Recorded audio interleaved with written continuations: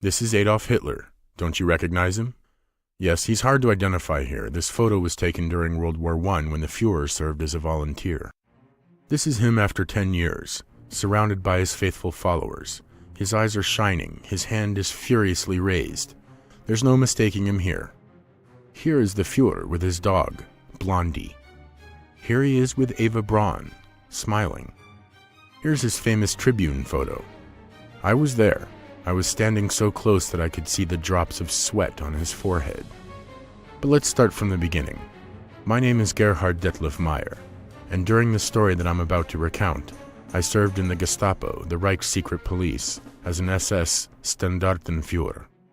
For 7 years, I worked loyally for the Third Reich, gaining a perfect reputation in the RSHA. I witnessed Germany's rebirth with my own eyes and believed in the wisdom and vision of Adolf Hitler. Now, as I'm going through this old battered diary that I haven't touched for several years, I'm surprised by how quickly the spirit of my notes changed since the day I visited a concentration camp. Gas chambers, ovens, frozen limbs, fleshless bones covered with skin, communists, Democrats, scientists who rejected the false scientific ideas of the Nazis, common people just like me. All of them ended up in the camp simply because they were out of favor with the Nazis. Then, there was Barbarossa. Our Fuhrer directed the Wehrmacht's best forces to the Eastern Front, expecting an easy blitzkrieg. But the war dragged on. After our defeats at Stalingrad and Kursk, it seemed that our Fuhrer had almost become mad. His horrible orders doomed many thousands of loyal soldiers to certain and meaningless death.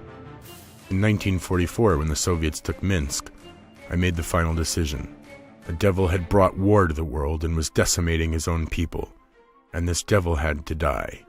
I decided that I must rid the world of Adolf Hitler.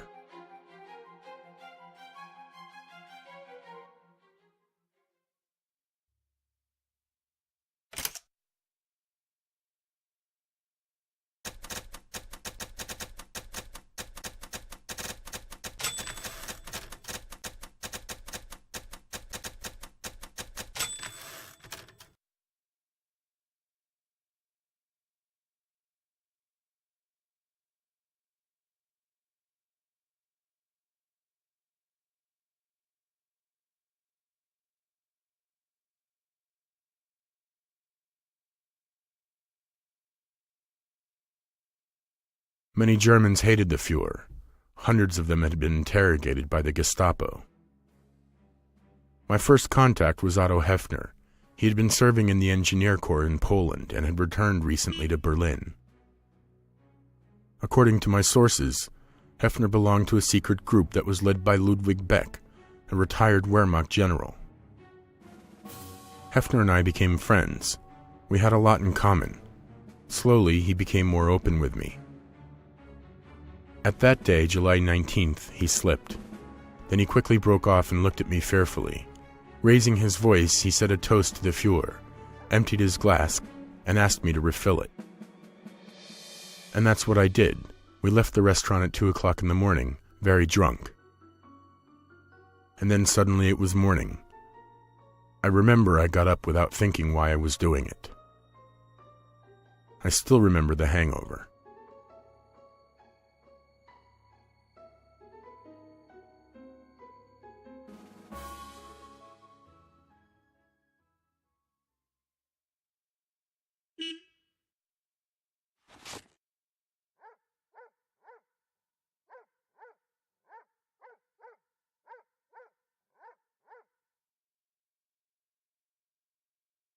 At night, I lock my diary in one of the drawers. At night, I lock my diary in one of the drawers.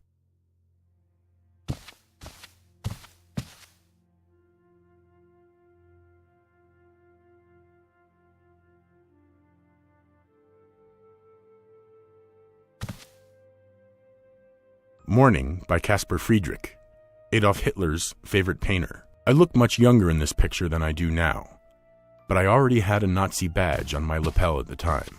Now, I am lean and gray, and there are deep lines. A bookcase. There are lots of books by classical authors there, and also some of my favorites. Books by the Brothers Grimm, and by Ernst Theodor Hoffmann. Hello, Mayor. Yes, Gruppenführer. I'm glad to find you at home. What can...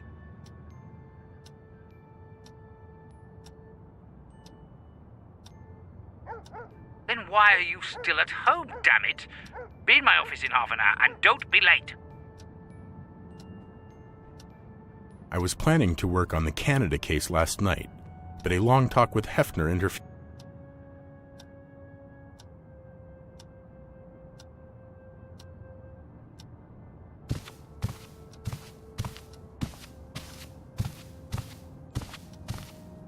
I don't remember where I've put the drawer key. Last time I saw it was 2 days ago. Let's start from the beginning.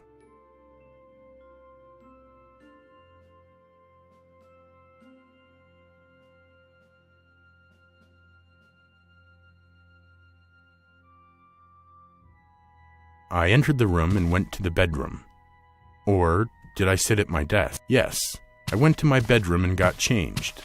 The key fell out of my pocket. I picked it up. Then I went back to my office to hide the key behind the photo on the mantelpiece. Or did I? Why am I thinking about the photo? I usually put it by the clock.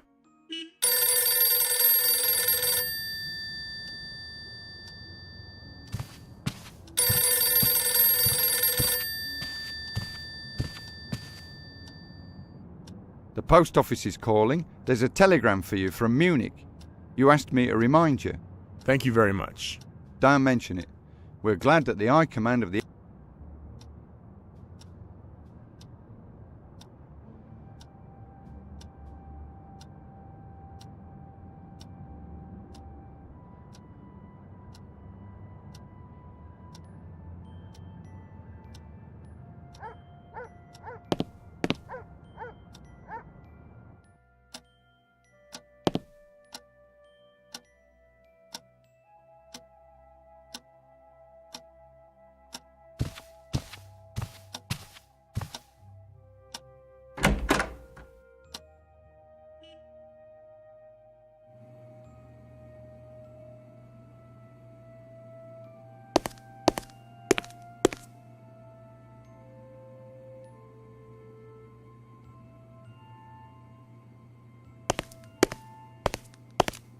A massive photo enlarger.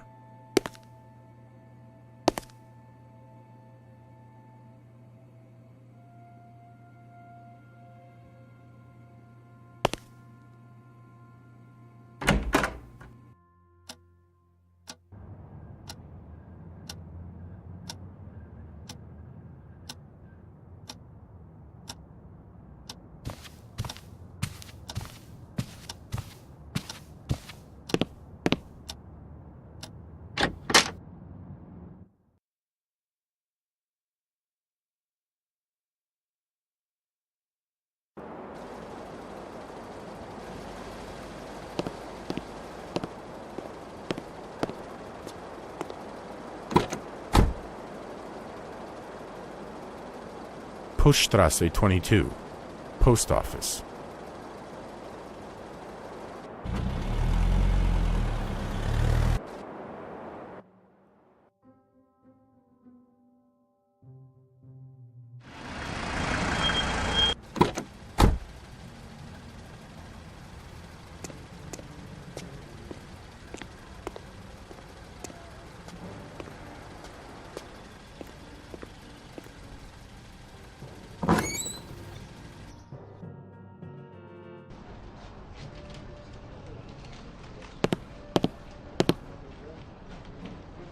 May I help you?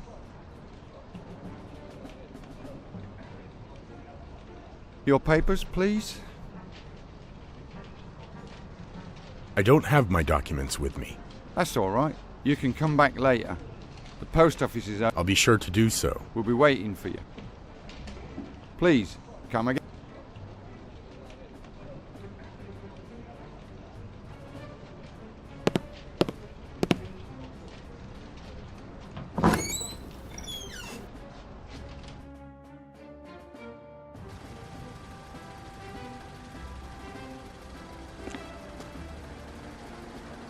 Extra, extra. You'll only find that in München. Ah, that's too bad. Here you go. Goodbye, sir.